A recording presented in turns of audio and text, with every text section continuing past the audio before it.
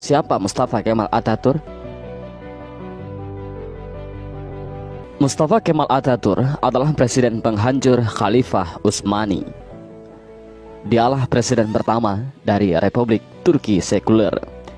Dialah dalang dibalik kekacauannya Khilafah Utsmani sampai Khilafah Utsmani harus runtuh pada 3 Maret 1924. Dan ketika Mustafa Kemal Atatürk berkuasa di Turki, dia menjadi diktator pertama di dalam dunia Islam. Dia memerintah dengan tangan besi. Habis semua umat Islam dalam genggaman tangannya. Tangannya berlumuran darah umat Islam yang menghendaki agar Khalifah Utsmani kembali menghiasi bumi Istanbul. Mustafa Kemal juga yang menghapus segala bentuk hukuman syariah. Dia yang menghapus hukum potong tangan bagi pencuri, hukum rajam bagi penzina, hukum qisas bagi pembunuh, lalu digantinya dengan hukum penjara. Tak hanya itu, Mustafa Kemal juga menghapus hukum waris, menyamaratakan ahli waris laki-laki dengan ahli waris perempuan, menghapus hukum hijab bagi muslimah, mengubah Masjid Hagia Sophia menjadi museum, kalimat azan diganti menjadi bahasa Turki, menggalakkan minum-minuman kamar di tempat umum, dan menjadikan majelis-majelis ilmu kemudian menggantikannya dengan tempat-tempat lokalisasi pelacuran dan diskotik. Tak hanya mengubah sistem pemerintahan Turki yang Islami menjadi sekuler, Mustafa Kemal juga memiliki sifat sombong sebagaimana Firaun. Dalam suatu kesempatan, Mustafa Kemal berpidato di hadapan para tentara ex-tentara khilafah. Dalam pidatonya itu, Mustafa Kemal membanggakan dirinya dengan berkata, "Kini sekarang siapa yang berkuasa, aku atau Tuhan?" Dengan perasaan takut, para tentara itu serentak mengucapkan, "Andalah Paduka yang kami takutkan sekarang." Mendengar jawaban dari para tentara itu, senyum kesombongan mengukir di bibir Mustafa Kemal.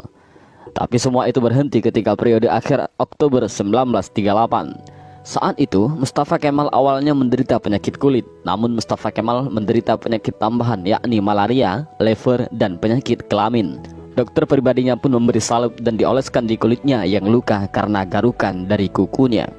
Dr. Abdullah Azzam dalam bukunya Al-Munaratul Mafkudah menjelaskan prosesi ajal Mustafa Kemal Atatürk yang sangat mengerikan. Menurut Dr. Abdullah Azzam, sebuah cairan berkumpul di perutnya secara kronis, ingatannya melemah, darah mulai mengalir dari hidungnya tanpa henti. Untuk mengeluarkan cairan dalam tubuhnya, dokter pun menusuk jarum di perutnya. Tapi hasilnya perutnya membusung dan kedua kakinya membengkak. Wajahnya pun menjadi pucat pasi dan terlihat seperti tengkorak.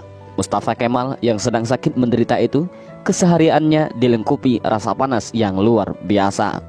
Bahkan, gatal-gatal dari tubuhnya semakin menjadi-jadi, hingga dia merasa tak tahan lalu menjerit sampai terdengar di seluruh istana. Para pekerja istana sangat ketakutan. Ketika Mustafa Kemal sudah menjerit karena kesakitan, badannya yang panas hingga melebihi suhu normal membuatnya tak mau masuk istana. Dia meminta dibawa ke tengah-tengah laut untuk menurunkan suhu tubuhnya, tapi suhu tubuhnya selalu naik dan malah panas. Syekh Dr. Said Husin Al-Afani dalam kitabnya Al-Jaza min Jinsil Amal mengisahkan bahwa sebenarnya Mustafa Kemal sudah mulai menderita kanker hati pada tahun 1936. Tapi anehnya para dokter yang mendiagnosa baru mengetahui Mustafa Kemal terkena kanker hati pada tahun 1938. Dan puncaknya, pada pagi hari tanggal 10 November 1938, Mustafa Kemal dinyatakan mati oleh tim dokter. Sakratul maut yang amat mengerikan bagi pengkhianat dan penghancur Khalifah Utsmani. Bahkan ketika akan proses pemakaman pun, para ulama Turki menolak untuk menyolatkan jenazah busuk Mustafa Kemal. Baru di hari ke-9, atas desakan dan permintaan dari adik perempuan Mustafa Kemal, barulah para ulama dan rakyat Turki mengkafani, menyolatkan dan menguburkan Mustafa Kemal.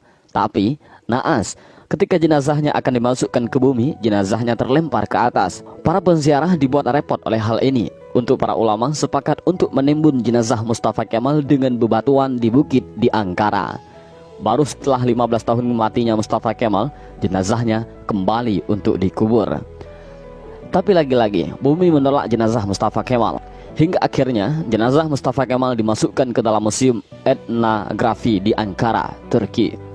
Jenazahnya ditimbun dengan bebatuan marmer yang bobotnya sampai 44 ton. Dan jika Anda pergi ke museum etnografi di Turki untuk melihat makam Mustafa Kemal, para pemandu museum pasti akan menyemprotkan parfum yang paling wangi ke pakaian Anda. Sebab, jika Anda sudah mendekati makam Mustafa Kemal, pasti akan tercium bau yang lebih busuk dari bangkai. Pihak museum pun mengakui,